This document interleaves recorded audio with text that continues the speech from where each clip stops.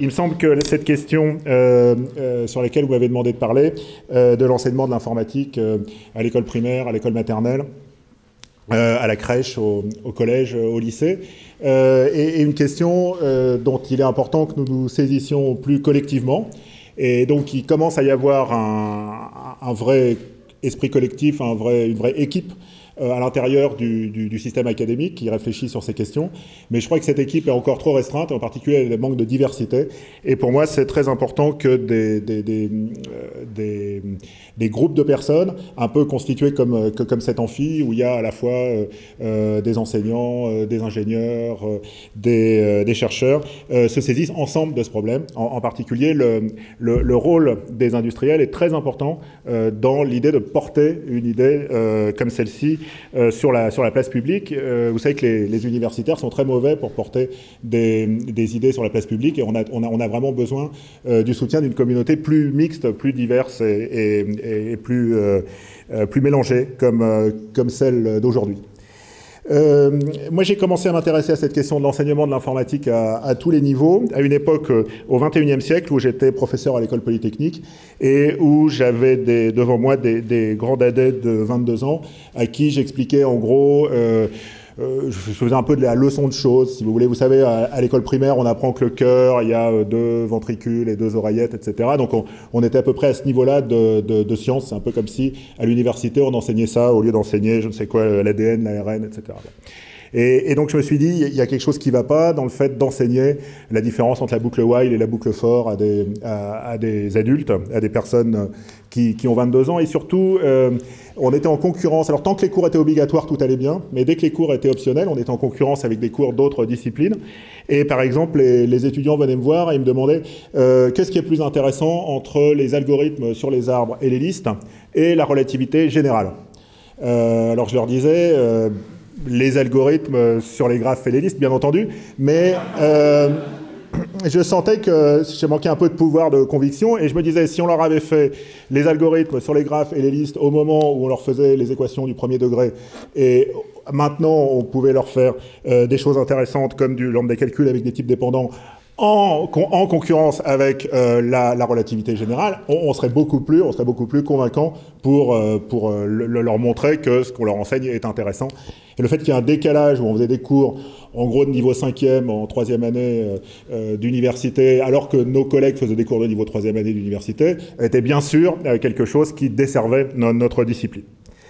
Alors, les choses n'ont pas tellement changé. Une école d'ingénieurs, qui n'est pas l'Einstein ni l'école polytechnique, enfin, je ne vais pas donner son nom, m'a invité il y a un mois, enfin, vous pouvez voir sur ma page web, il y a les transparents. Ils m'ont invité pour... alors, ils m'ont donné un sujet qui était très difficile. Ils m'ont demandé en quoi l'informatique change le métier d'ingénieur. Bon, alors je leur ai dit, je vais essayer de traiter un tout petit bout de la question, parce que 1 heure, c'est peu pour discuter de ça. Mais j'ai commencé par leur parler de Big Data. Et je voulais leur faire comprendre que quand le CERN est capable de collecter en une année 15 pétaoctets, peut-être maintenant c'est 15 000 pétaoctets, je pense pas quand même, mais 15 pétaoctets c'est déjà pas mal, bah ça change la nature même de ce qu'est la physique. On n'est pas juste en train de dire c'est comme avant, mais au lieu d'avoir 5 octets, on en a 15 pétas, on a changé de nature même. Par exemple, comprendre 15 pétaoctets, c'est pas la même chose que comprendre un texte de 20 lignes. C'est... la notion même de comprendre, ce que ça veut dire comprendre, comment générer une... si vous pensez à l'induction, par exemple, qui n'est pas forcément une bonne méthode, mais vous regardez les données, puis vous essayez de trouver une loi. Eh bien, regarder 15 pétas de données et trouver une loi, c'est quelque chose qui est difficile. On ne va pas le faire comme ça, en feuilletant les 15 pétas de données. Bon, alors, je me suis dit avant de... Ah oui, alors, cette école m'avait dit, il faut que ça soit interactif, il faut poser des questions, et les élèves vont voter avec leur téléphone portable. Et donc, je leur ai posé la question pour coder un jour de la semaine.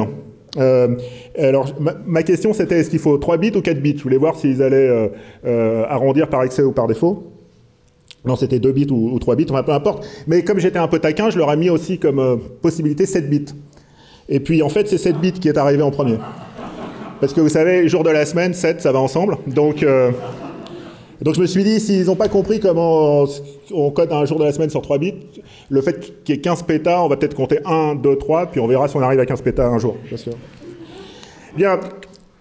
Je crois que le vrai problème, il n'est pas tant pour les ingénieurs informaticiens. Je crois que malgré toutes les difficultés qu'on a, on arrive un tout petit peu à former des ingénieurs, des chercheurs en informatique qui sont pas trop mauvais. En général, et je prends mon exemple, ces personnes manquent de culture générale en informatique.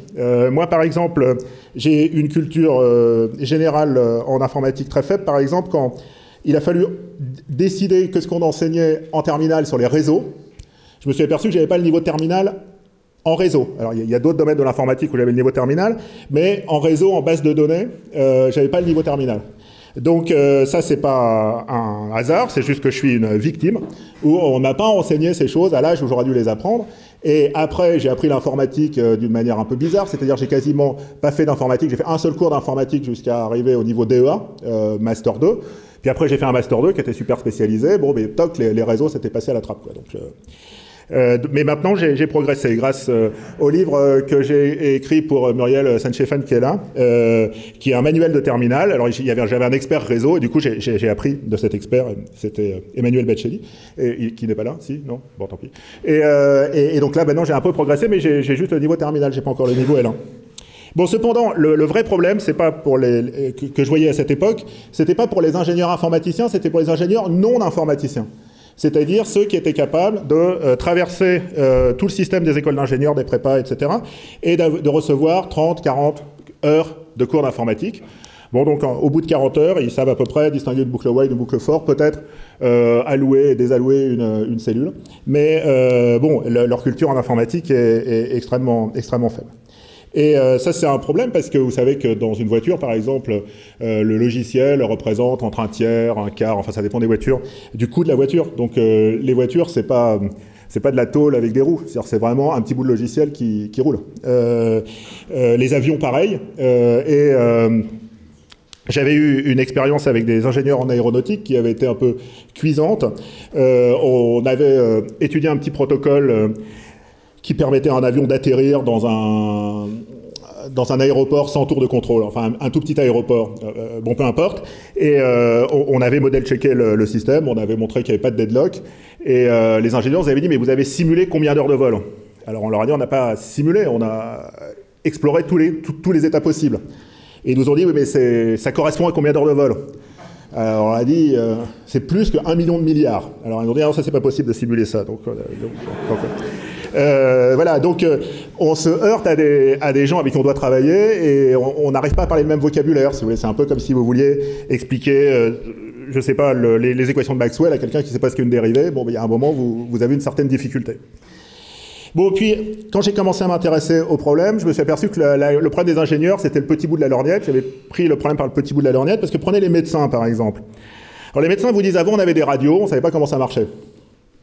Maintenant, on a des appareils d'imagerie médicale, on ne sait pas non plus comment ça marche, mais on sait qu'il faut mettre le patient devant la caméra, appuyer sur un bouton, puis on a l'image, alors que ce soit une radio ou que ce soit de l'imagerie médicale.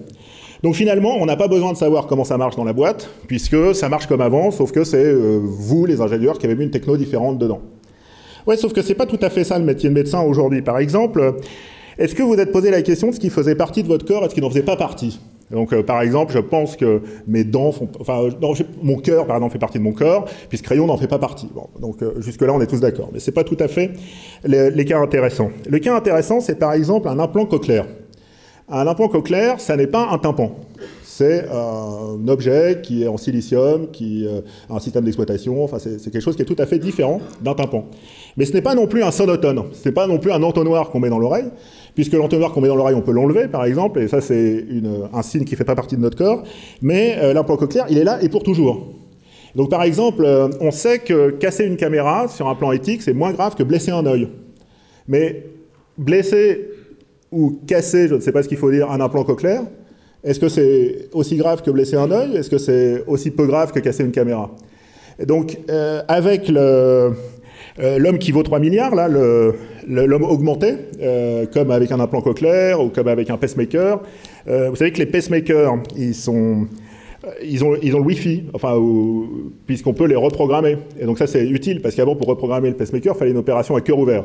Et donc maintenant, enfin, au moins une opération, il fallait de la chirurgie. Maintenant, on peut les reprogrammer par Wi-Fi. Alors, ce Wi-Fi est sécurisé, mais pas tant que ça.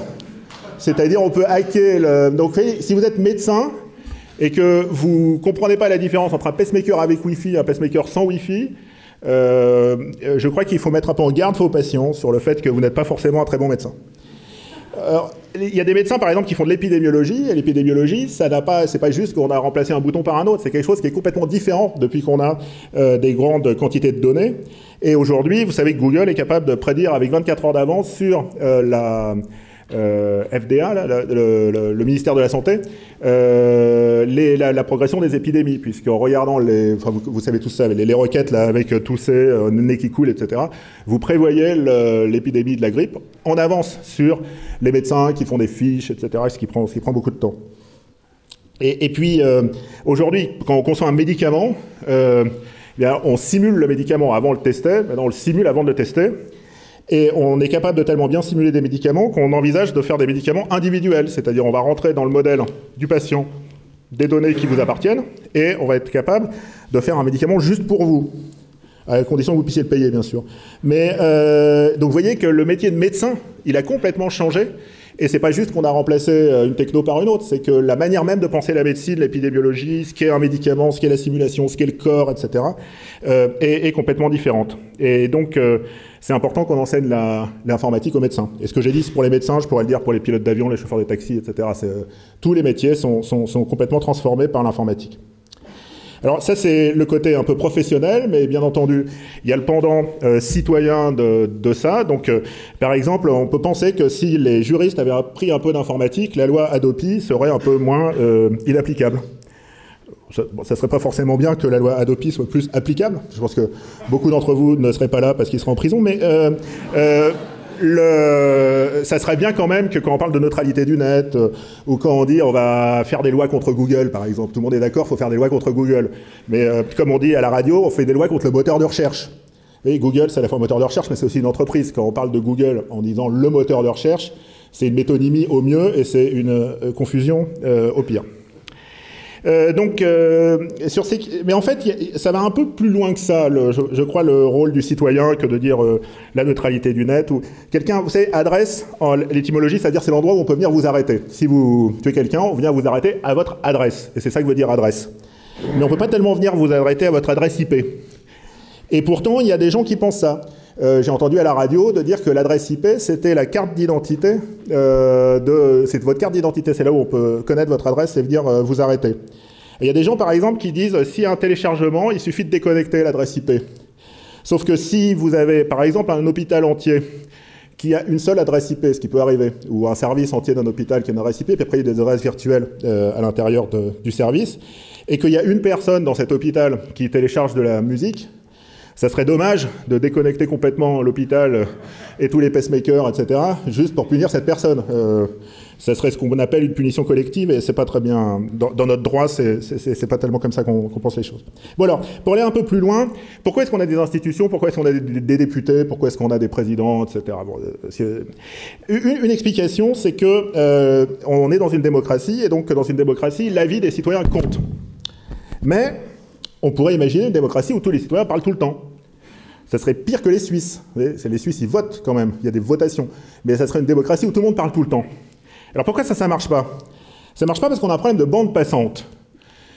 Si vous mettez à l'époque où on a inventé ces institutions que vous croyez qu'elles datent de Montesquieu ou d'un siècle avant ou de la Révolution américaine, enfin peu importe, à cette époque, organiser un vote tous les 5 ans, c'était déjà beaucoup. Or, un vote tous les 5 ans parmi 16 candidats, par exemple, vous allez comprendre pourquoi je prends 16, pour élire un président, par exemple, parmi 16 candidats, mettons tous les 4 ans, eh bien, ça fait 1 bit par an. Donc, c'est-à-dire que vous avez une bande passante qui est de 1 bit par an et par citoyen. Mais bien sûr, si vous avez 1 bit par an et par citoyen, il faut inventer des institutions et il faut inventer un algorithme de compression. Il faut que ce que vous disiez soit très comprimé. Alors en général, on ne compte pas les débits en bits par an, on les compte en bits par seconde. Donc un bit par an, j'ai fait le calcul pour vous, c'est 10 puissance moins 8 bits par seconde. Et en fait, il y a 16 ordres de grandeur avec votre Freebox qui peut passer 10 puissance 8 bits par seconde. Alors un algorithme de compression, ça consiste à dire mais moi, je suis entièrement d'accord avec ce que pensent François Hollande, Nicolas Sarkozy, qui vous voulez. Ah, ça, c'est un algorithme de compression extrêmement efficace, parce que vous dites François Hollande, Nicolas Sarkozy, et vous avez exprimé votre point de vue sur l'éducation, sur l'armée, sur la santé, sur la police, sur la justice, etc. Donc c'est un algorithme de compression extrêmement efficace. Et ouais, alors c'est un algorithme de compression avec perte, ça s'appelle. Hein. C'est pas forcément exactement ce que vous pensiez, mais c'est... Oui, mais alors, maintenant là, qu'on n'a pas 10 puissance moins 8 bits par seconde, mais 10 puissance 8 bits par seconde de bande passante, est-ce que nos institutions, elles sont pas inadaptées à ce... Et c'est quoi des institutions qu'on pourrait imaginer en partant du principe qu'on n'a pas 10 puissance moins 8 bits par seconde, mais 10 puissance 8 bits par seconde de bande passante? Bien, par exemple, j'ai inventé plein de formes institutionnelles, alors beaucoup sont farfelues, hein, mais l'une, c'est de dire on va élire chacun des ministres. Donc, en gros, il n'y a que 6 ministres qui comptent, hein, tous les autres, ils font de la figuration. Il y en a 3 ou 4 ministres régaliens.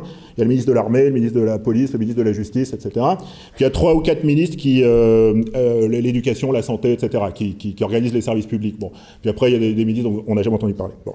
Mais si on imagine qu'il y a 6 ministres, on pourrait tous les ans élire un ministre.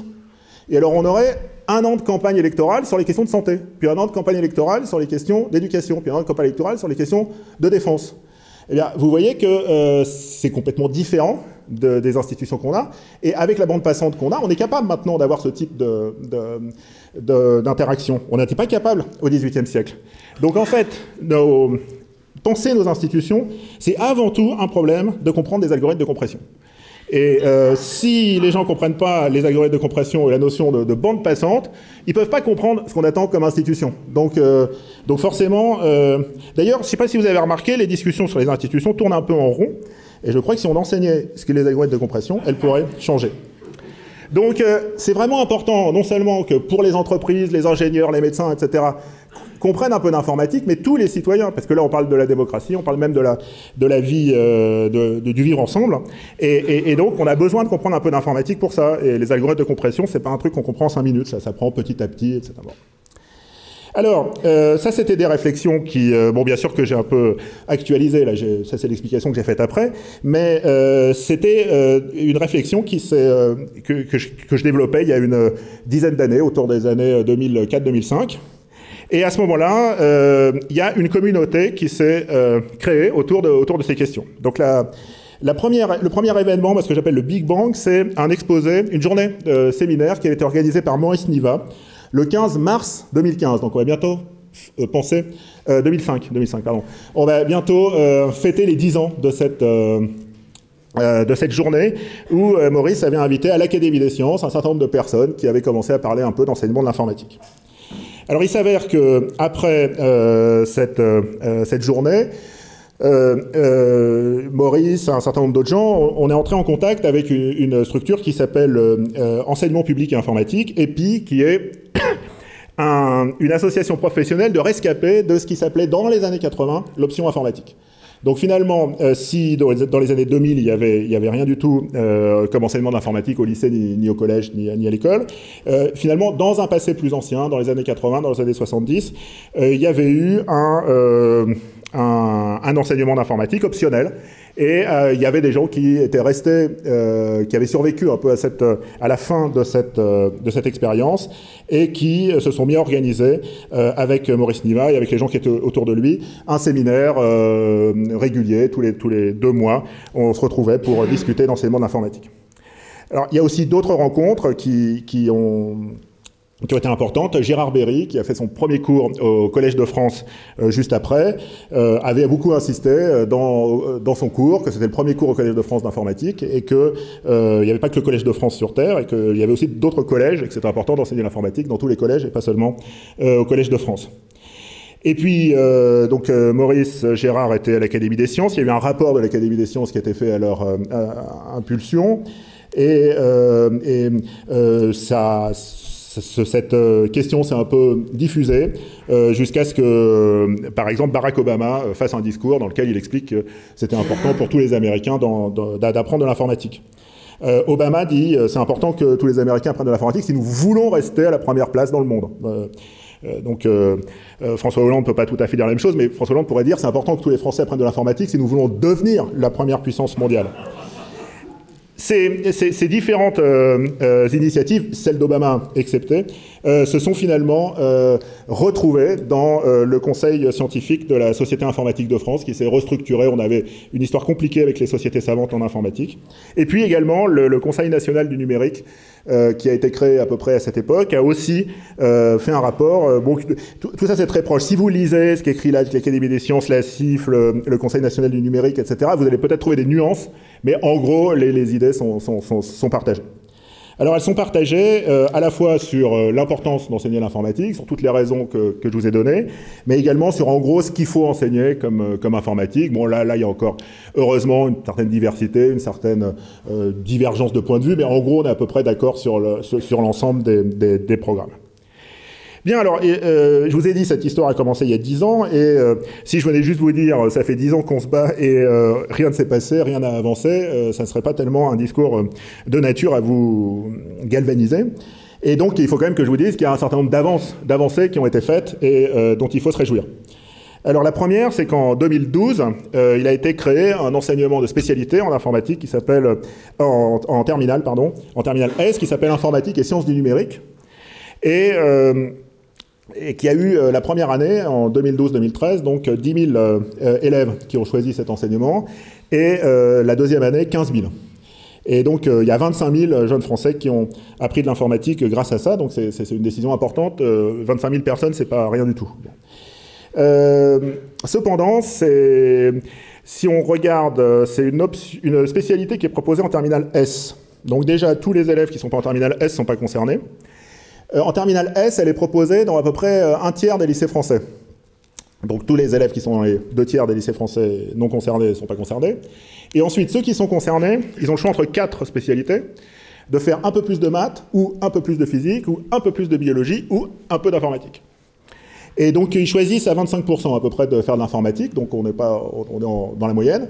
Mais bien sûr, c'est 25% d'un tiers des élèves qui sont en terminale S. Donc ça fait 10 000 personnes, et si vous comparez ça à la classe d'âge, 800 000 personnes, c'est très peu. Donc ça dépend, tout est relatif. Si on compare 10 000 personnes à rien, c'est beaucoup. Si on compare 10 000 personnes à 800 000 élèves jeunes dans une classe d'âge, c'est très peu. Même 15 000, ça reste très peu.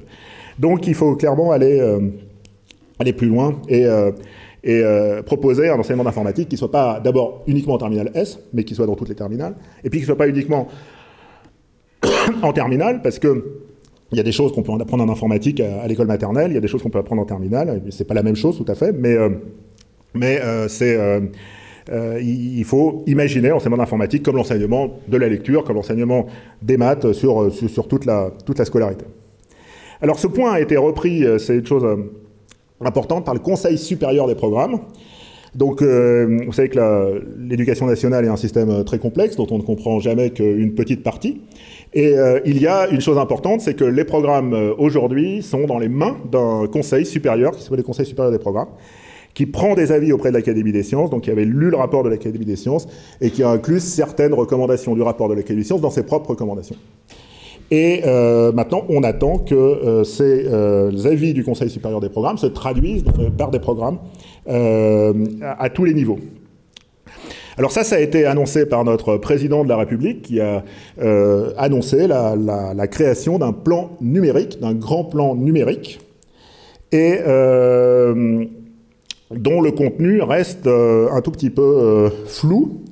Et je crois que c'est important aujourd'hui où on voit qu'il y a une volonté politique de faire évoluer les choses. C'est-à-dire que quand le président de la République dit quelque chose, ça a un certain poids, quel que soit le président de la République. Et il y a le Conseil supérieur des programmes qui dit la même chose, qui dit qu'il faut aller dans cette direction. Mais bien entendu, si nous ne sommes pas ici ensemble pour guider un peu et pour donner quelques idées à notre président et à notre ministre de l'Éducation nationale, si nous ne répondons pas présents quand ils nous demandent des avis d'experts, de faire partie des comités, etc., eh bien, on risque de se retrouver avec un enseignement de Fortran ou de COBOL ou pire. Et donc c'est important que nous soyons là pour partager nos connaissances, en fait, pour partager avec nos élus, nos représentants, nos connaissances. Alors, je vous ai dit, tout le monde est à peu près d'accord sur ce qu'il faut enseigner. Et en gros, il y a 3 phases, hein. Il y a 3 écoles dans la République. Il y a l'école primaire qui se décompose elle-même en maternelle et école élémentaire. Il y a la phase du collège qui est la phase centrale. Et puis il y a la phase du lycée qui est une phase un peu différente au sens où l'école et le collège concernent tout le monde et le lycée concerne des élèves qui ont plus de 16 ans, donc qui ne sont plus dans l'enseignement obligatoire. Donc l'enseignement obligatoire, c'est école et collège. Et quand on a proposé dans le rapport de l'Académie des sciences un cursus, on a insisté sur l'importance de la programmation. Donc le but n'est pas que tous les élèves deviennent des programmeurs, le but n'est pas que les élèves sortant du collège aient écrit 1 million de lignes de code chacun, et c'est d'ailleurs un écueil, il y a un risque ici, que l'informatique se réduise à la programmation, et donc qu'on fasse de la programmation, de la programmation, et de la programmation, et qu'on écrive des lignes de code, et des lignes de code, et des lignes de code, et que ces lignes de code n'aient pas de signification, qu'elles n'aient pas d'objectif, qu'on ne comprenne pas pourquoi on les écrit. Et donc, cependant, il est important d'écrire du code soi-même. Pourquoi ? Imaginez que vous fassiez un cours, par exemple, de crypto, et que vous parliez, par exemple, de RSA.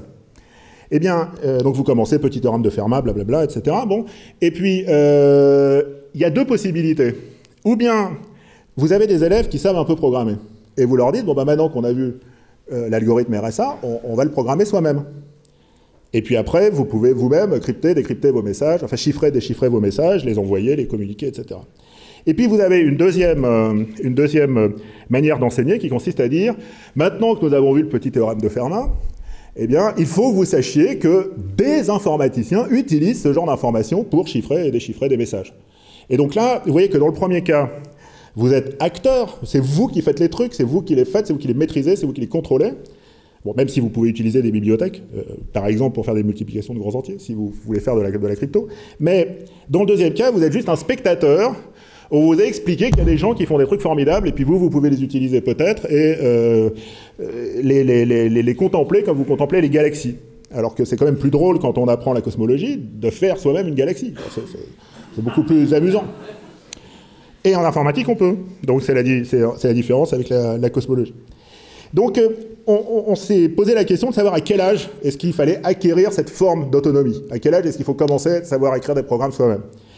Et on s'est dit, c'est le milieu de l'apprentissage, donc pourquoi ne pas mettre ça au collège ? Au collège, les élèves ont encore un petit peu de temps, et pourquoi ne pas centrer l'enseignement du collège sur l'apprentissage de la programmation ? Et ça définit une structure une fois qu'on a décidé ça, puisque avant le collège, à l'école, vous pouvez avoir une activité de sensibilisation, une activité de découverte. Et effectivement, on ne va pas d'abord apprendre des langages de programmation trop complexes à des enfants qui ne maîtrisent pas la lecture, par exemple. Et on ne veut pas non plus qu'ils passent des heures et des heures, alors qu'ils sont à l'école primaire, à écrire du code. C'est pas le but. Donc à l'école, qu'est-ce qu'on peut faire ? On peut d'abord leur faire découvrir un certain nombre d'algorithmes de manière débranchée, c'est-à-dire sans utiliser d'ordinateur. Vous voyez, il y a des danses qui permettent de trier des listes. Enfin, vous pouvez trouver ça sur YouTube, c'est très rigolo. Vous tapez Hungarian Dance Bubble Sort, et vous avez une danse qui vous permet de trier des listes par bubble sort. Il vous faut autant de danseurs qu'il y a d'éléments dans la liste. Et donc ça, c'est un type d'activité. Vous pouvez aussi faire un tout petit peu de sensibilisation à la programmation, par exemple avec un langage comme Scratch, qui n'est pas trop difficile à utiliser au début, qui est pas très pratique, mais bon, qui, au moins au début, on évite toutes les difficultés liées à la syntaxe. Il y a un certain nombre d'activités où on peut découvrir un certain nombre de concepts à travers l'utilisation de logiciels. Par exemple, les enfants à 6 ans savent envoyer un mail. Ils n'ont pas besoin de venir à l'école pour qu'on apprenne à envoyer un mail. Mais si vous leur posez la question, par quel miracle, alors qu'il y a 6 milliards de boîtes mail sur Terre, quand vous envoyez un mail à votre grand-mère, il arrive dans la boîte mail de votre grand-mère. D'ailleurs, c'est un miracle déjà quand vous envoyez une lettre par la poste. Sauf que si vous expliquez le mail par la poste, comme les enfants n'ont jamais vu une boîte aux lettres, ils ne comprennent pas de quoi vous parlez. Ils n'ont jamais vu un facteur. Donc il faut leur expliquer directement le mail, et ça c'est une difficulté pour nous, parce qu'on explique toujours le MP3 c'est comme les CD, mais si vous parlez de gens qui n'ont jamais vu un CD, ça n'aide pas tellement. Donc vous pouvez tout de suite vous poser la question, comment est-ce qu'un paquet, un mail, n'importe quoi, fait pour arriver sur une autre boîte aux lettres ? Est-ce que vous indiquez toute la route? Est-ce que vous dites, voilà, il faut aller rebondir sur ce routeur-là, puis ce routeur-là, puis ce routeur-là? Est-ce que le chemin, il est découvert dynamiquement, etc. Donc ça, c'est des questions qu'on peut aborder dès la maternelle, dès l'école primaire, à condition de ne pas leur faire écrire en Java le protocole lui-même, mais juste qu'ils comprennent l'idée du routage. Et puis, il y a d'autres questions. Par exemple, vous savez sans doute mettre un mot au pluriel, y compris chacal, souris, hibou. Mais est-ce que vous savez écrire complètement l'algorithme? Vous entrez une chaîne de caractères et vous avez le mot au pluriel. Bon, c'est un algorithme qui n'est pas très compliqué. Il y a une petite cascade de tests. Il y a les mots en ou, les mots en al, etc. Bon, vous connaissez ça, mais ce n'est pas des règles qui sont indépendantes.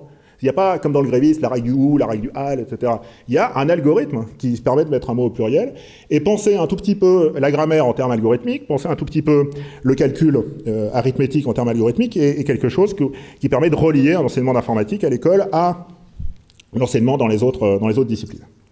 Bon, au collège, le centre, c'est la programmation, même s'il n'est pas exclu de faire aussi autre chose, un peu de robotique, un peu de réseau, leur parler un petit peu de données publiques, données privées, enfin il y a plein de choses qu'on peut faire au collège, mais disons l'objectif principal à gros traits, c'est la programmation. Puis au lycée, c'est l'informatique comme on la connaît tous, la crypto, la compilation, etc. Bon, avec un niveau plus ou moins avancé qu'on a énormément de mal aujourd'hui à imaginer, parce qu'on n'a pas encore vu d'élèves de collège qui ont appris la programmation au collège, et on ne sait pas du tout s'ils seront capables, jusqu'où ils seront capables d'aller.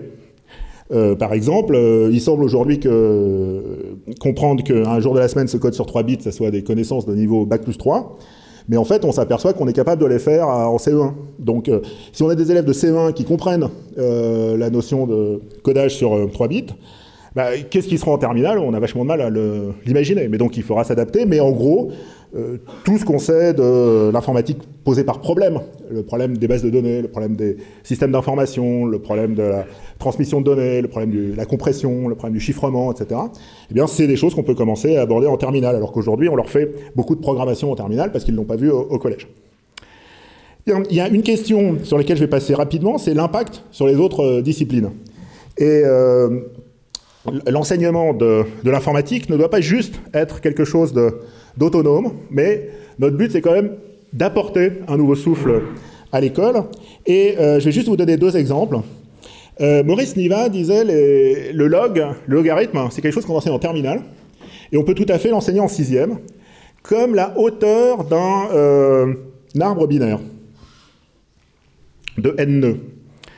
Alors, j'en avais parlé à Gérard Berry, qui m'a dit, mais c'est pas du tout ça, le log. Le log, c'est le nombre de tours dans un tournoi de tennis. Donc vous avez n participants, et vous voulez faire un tournoi, donc c'est la hauteur, c'est pas la hauteur de l'arbre, c'est le nombre de tours. Bon, puis finalement, je me suis dit, comme je comprends rien ni au tennis ni aux arbres, il y a un truc plus simple, c'est vous prenez un nombre, vous le divisez par 2, vous le divisez par 2, à un moment, vous obtenez un nombre plus petit que 1, et le nombre de fois que vous avez fait la division, c'est le log. Et en fait, ça suffit. En fait, si vous voulez couper les cheveux en 4, c'est le log binaire arrondi par excès. Bon, mais c'est pas si grave.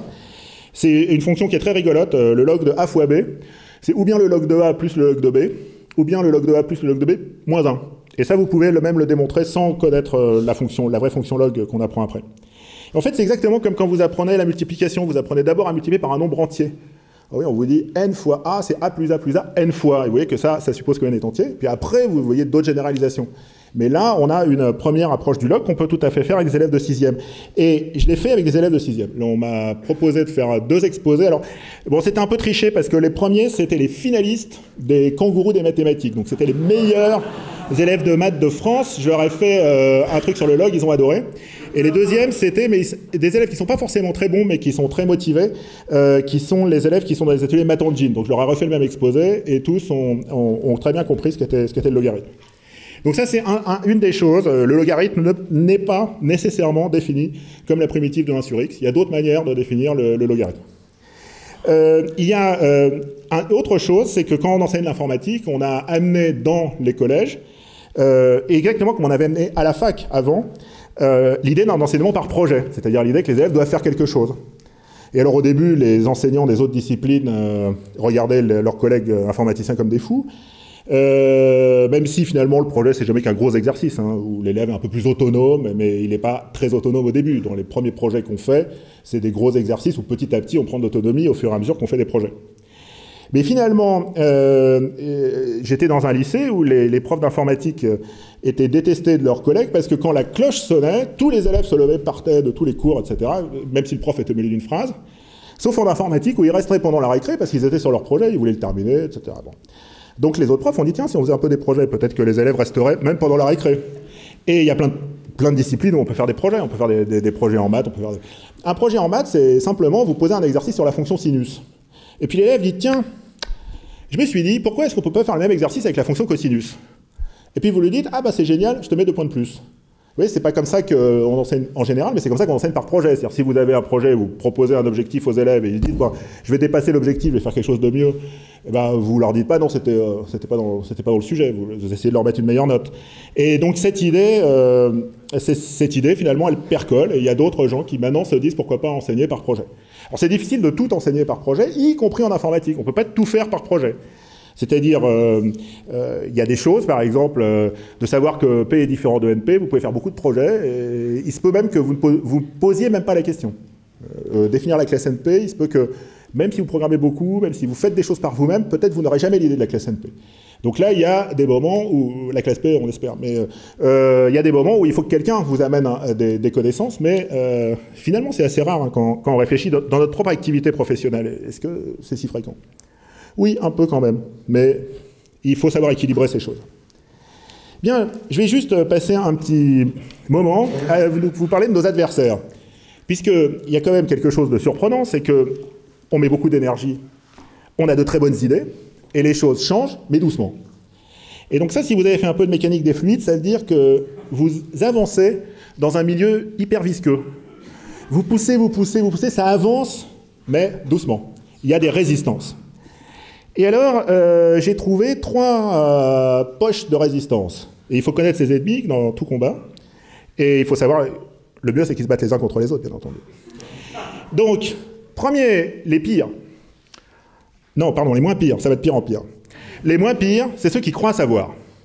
Donc, un prof d'informatique me disait, il y avait une réunion parents-professeurs, et il y a les parents d'un élève, leur élève nullissime, et les parents disent, ah bah pour l'épreuve d'informatique au bac, il n'y aura aucun souci, vu le nombre d'heures qu'il passe devant son ordinateur, il n'y aura aucun souci. C'est pas drôle, ça devrait vous faire pleurer. Et alors, cessez de rire. Voilà, donc vous chattez, vous jouez à des jeux vidéo, etc. Et vos parents croient que vous êtes en train de progresser en informatique. Alors, vous savez qu'à l'éducation nationale, il n'y a jamais de sous. Dès que vous voulez faire quelque chose, il n'y a pas de sous. En revanche, il semble que offrir chaque année 800 000 tablettes aux élèves de 5e soit possible. Et 800 000 tablettes, à 200 € la tablette, ça fait 160 millions d'euros. Et je vous rappelle que payer un prof, c'est 40 000 € consolidés par an. Donc vous pouvez faire la division par vous-même. 160 millions d'euros, c'est des tablettes à 200 €, multipliées par 800 000. Eh bien, quand le président de la République a annoncé son grand plan numérique, la première mesure de son grand plan numérique, c'est d'offrir une tablette à chaque élève de 5e. Alors, à l'époque où il était au Conseil général de Corrèze, merci, il avait déjà offert une tablette à tous les élèves de Corrèze, donc c'était moins grave. Ça a été évalué. Les tablettes sont en gros restées dans les boîtes où elles ont servi à faire des jeux vidéo. Apprendre avec une tablette, programmer avec une tablette, un truc qui n'a pas de clavier, etc.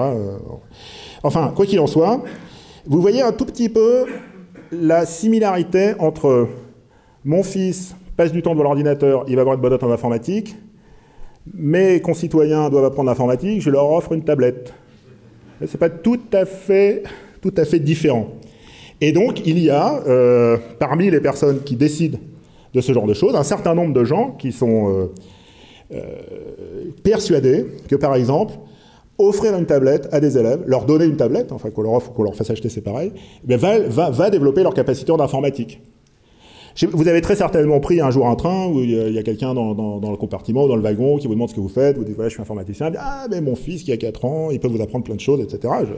Je serais ravi, mais si vous voulez, ce genre d'idée existe, que l'informatique, alors c'est les digital natives, ils ont ça dans les gènes.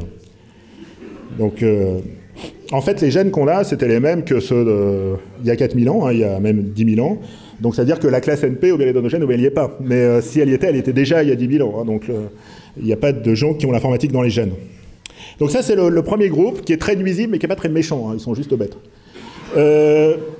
L'autre groupe nuisible et méchant, c'est les professeurs des autres disciplines. Donc, le nombre d'heures, et c'est tout à fait normal, le nombre d'heures au collège, par exemple, ne va pas augmenter. On ne va pas faire travailler les élèves 60 heures au lieu de les faire travailler 30 heures. Ils travaillent 28 heures, et c'est déjà beaucoup. 28 heures de cours. Moi, j'enseigne pas 28 heures de cours, fort heureusement. Et donc, forcément, si on met de l'informatique, on va enlever un peu quelque chose d'autre. Et donc, les professeurs des autres disciplines sont tous arc-boutés sur leur... on ne va pas leur supprimer une demi-heure de cours. Bon, donc, par exemple, un prof de maths m'a dit « Ce que vous dites est formidable, c'est sûr que si les élèves faisaient de l'informatique, ils progresseraient plus en maths. » Par exemple, la fonction log. Non, mais là, si les élèves peuvent calculer, par exemple, les décimales de pi en terminale plutôt, avec une série convergente, enfin, la notion même de convergence, elle est beaucoup plus facile à appréhender. Il ne suffit pas d'avoir vu une série converger sur son écran pour comprendre la notion de convergence, mais on comprend un peu mieux d'où on veut aller, qu'est-ce qu'on veut formaliser, si on le fait. Donc moi, je crois qu'il y a un enseignement pluridisciplinaire en sciences a beaucoup à apporter aux élèves. Je crois aussi que si les élèves comprennent qu'il y a besoin d'un petit peu de maths pour faire de l'informatique et que l'informatique, ils l'utilisent tous les jours, c'est mieux que si ils ont juste un peu de maths dont ils ne comprennent pas à quoi ça sert, par exemple. Il y en a qui ne comprennent pas à quoi ça sert. Moi, je comprends un peu à quoi ça sert, mais pas tout le monde. Et donc, ce prof m'a dit, mais de toute façon, je suis contre ce principe, puisque une demi-heure d'informatique en plus et une demi-heure de maths en moins. Moi, j'ai dit, mais pourquoi des maths? Pourquoi ce serait les maths sur qui on prendrait? Pourquoi est-ce qu'on ne prendrait pas une demi-heure de gym, par exemple? Et il m'a dit, parce que c'est toujours les maths qui trinquent. Ah, j'ai dit, dans ce cas-là, le problème vient peut-être de vous. Mais donc voilà. Donc il faut savoir qu'on a en face de nous des gens qui ne vont pas bouger parce qu'ils ont un certain nombre d'heures et ils veulent les garder. Et puis, il y a aussi les ennemis des sciences et de la technique en général. Donc, par exemple, le Conseil national du numérique propose qu'il y ait un enseignement, une terminale spéciale qui s'appellerait Humanité numérique, avec un bac spécial qui s'appellerait Humanité numérique. Et Humanité numérique, bon, c'est un truc qui existe, hein, je veux dire, il y a des chercheurs dans le monde en humanité numérique, l'informatique transforme énormément les sciences humaines, la méthode des sciences humaines, le simple fait d'avoir des données, ce qui n'est pas complètement évident en sciences humaines, le simple fait de pouvoir observer des comportements, ce qui n'est pas toujours facile, change complètement. Et un grand philosophe français, Michel Onfray, a tweeté « Humanité numérique, Orwell aurait apprécié l'oxymore ». Donc il y a des gens pour qui rapprocher humanité et science, c'est quelque chose qui est un oxymore à la base. Et il n'est pas le seul. Et par exemple, un prof de grec m'a dit en Autriche, on n'enseigne pas les maths. Okay. Et il m'a dit ça n'a pas empêché Gödel, Wittgenstein, etc. Bon. Donc vous voyez que c'est pas juste ne pas enseigner l'informatique qui est l'enjeu, c'est de ne pas enseigner les sciences, et donc on lutte contre l'informatique parce qu'on lutte contre les sciences en général. D'ailleurs, il est assez cocasse de voir que le deuxième groupe et le troisième groupe sont des alliés objectifs. C'est-à-dire, les profs de sciences qui se disent « moi je ne suis pas prêt à lâcher une demi-heure de maths ou une demi-heure de physique pour qu'il y ait de l'informatique », et ceux qui disent « supprimons complètement les sciences, de l'école primaire c'est déjà fait, du collège c'est en route et du lycée c'est pour demain », sont alliés objectifs. Ils se battent ensemble. Bon, il faut peut-être leur faire remarquer de temps en temps qu'on peut voir à court terme la question de la demi-heure qui va disparaître, mais que c'est peut-être, on peut essayer de penser, un peu plus à long terme. Alors, le point essentiel aujourd'hui, là où il faut qu'on mette tous ensemble notre énergie, c'est la formation des enseignants. Donc j'ai participé à l'université d'Orsay à la formation d'enseignants de mathématiques et de technologie qui voulaient devenir profs d'informatique, qui voulaient enseigner ISL. Et pour une solution de transition, on a fait un super boulot, surtout dans l'Académie de Versailles, avec la fac d'Orsay et la fac de Versailles-Saint-Quentin. D'autres académies sont un peu moins débrouillées, un peu moins bien débrouillées, mais ça reste une solution de transition. Par exemple, les enseignants qu'on a formés connaissent un langage de programmation, celui qu'on leur enseigne. Et vous savez qu'il y a dans la compréhension des langages de programmation, il y a d'abord apprendre un premier langage, puis apprendre des langages, puis ensuite comprendre qu'on peut classer ces langages en différents paradigmes. Donc il y a les langages réactifs, les langages synchrones, les langages fonctionnels, les langages, etc. Puis après comprendre que finalement, ça, ces familles, c'est juste des fonctionnalités différentes, mais qu'on retrouve ces fonctionnalités dans différents langages. Et à un moment, on finit par comprendre que ce qui est important, c'est ni les langages eux-mêmes, ni les familles de langages, mais les fonctionnalités qu'on retrouve dans différents langages ou pas, ou qu'on retrouve sous diverses formes dans différents langages. Et donc, ce qui est important, c'est pas d'expliquer la boucle en Java, genre c'est d'expliquer la boucle. Et puis après, quand on explique la boucle, il faut dire, regardez, en Java c'est comme ça, en Prolog il n'y en a pas, en Lisp il y a de la récursion à la place, etc. Bon, et donc ça, ce recul, ces profs l'ont pas. Je veux dire, on les a formés en 1 an, ils peuvent pas l'avoir. Je veux dire, pour ça, il faut faire 5 ans d'études. Donc, ils peuvent pas. C'est un peu comme si on disait demain, il faut enseigner la Première Guerre mondiale. Bon, mais si vous enseignez la Première Guerre mondiale et que vous n'avez jamais parlé ni de la guerre de 100 ans ni de la Deuxième Guerre mondiale, bah, votre compréhension de la Première Guerre mondiale, et vous êtes un peu scotché le nez sur votre Première Guerre mondiale, et ce qui est important dans la Première Guerre mondiale, c'est aussi de comprendre en quoi elle est différente des autres guerres. C'est pas juste connaître jour par jour le déroulement de la Première Guerre mondiale. Et donc ça, c'est vraiment important aujourd'hui qu'on dise que faire enseigner l'informatique par les profs de techno, par les profs de maths, etc., c'est une solution temporaire, mais que le cap qu'il faut se fixer, c'est d'avoir des profs d'informatique. Il y a un cas particulier pour les profs des écoles, bien entendu. Là, à l'école, il n'y a pas de prof par discipline. Il y a un seul prof pour la classe. Et donc, ce qui est important pour les écoles, qui est un problème différent du collège et du lycée, c'est d'inclure un peu d'informatique dans la formation initiale des instituteurs. Bien.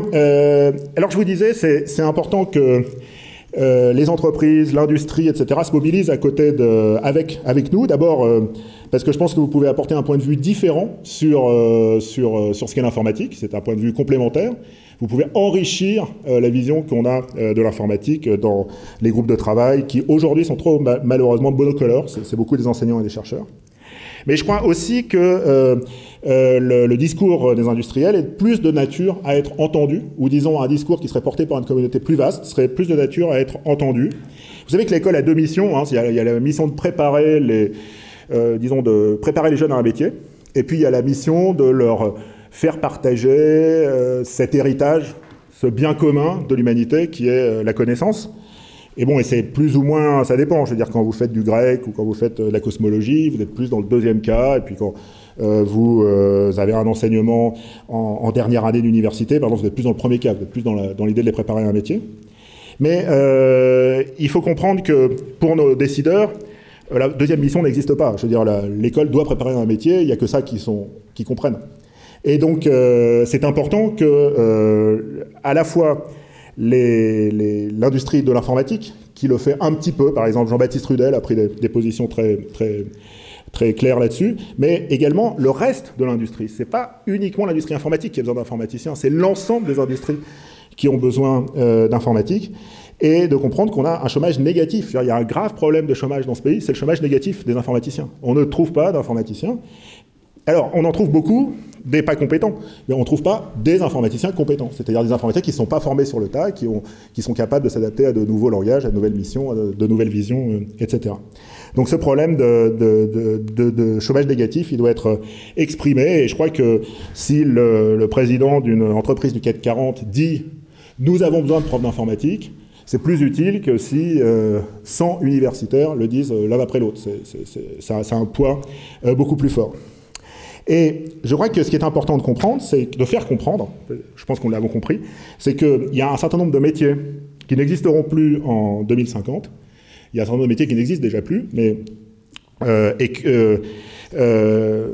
par exemple, en 2050, il n'y aura plus de facteurs. Déjà, le mail a remplacé le courrier papier. Alors, il y a juste le contre-exemple d'Amazon qui a un tout petit peu augmenté la livraison des paquets, mais des paquets, je veux dire. Mais il n'y aura plus de disquaires, il n'y aura plus de libraires, il n'y aura plus de taxis, il n'y aura plus de camionneurs, il n'y aura plus de pilotes d'avion, il n'y aura plus de profs, il n'y aura plus de chercheurs.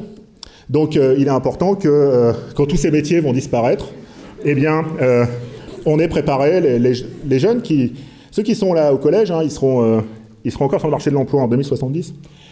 Donc il est important qu'on les prépare à ces nouveaux métiers. Et ça, je crois que c'est un discours que le politique peut entendre s'il est tenu par une communauté qui comprend des académiques, mais aussi des industriels. Merci.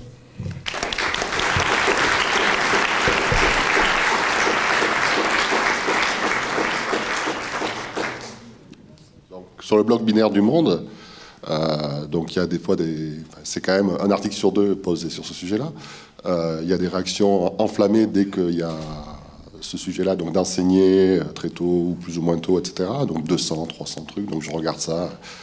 Enfin, c'est mieux que de regarder les talk shows.